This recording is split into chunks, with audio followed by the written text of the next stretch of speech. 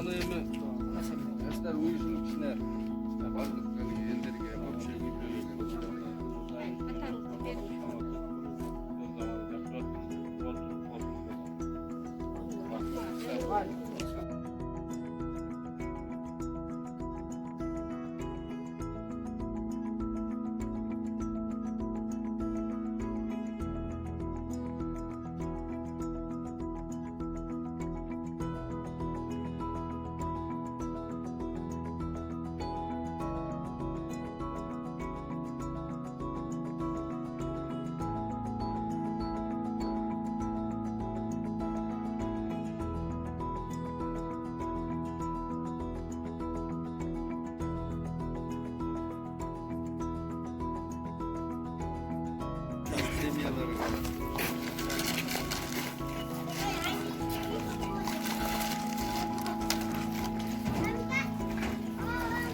köpçülük жаштары uyuşulup içine jardam kılıp köpçülük adamlarla.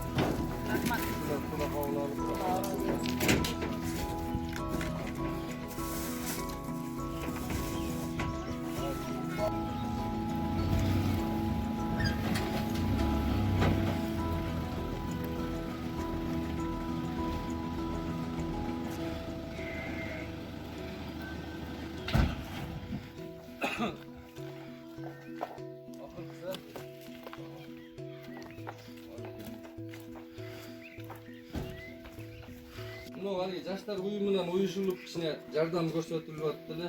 Şunu тура кабыл алып, эме болуп калсын,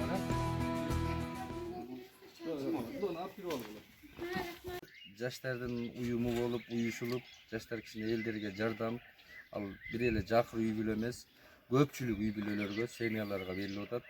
Колдон келишинче мындан нары дагы жаштар дагы бергенге умтулуп атат. Бул дагы сабак болуп атат.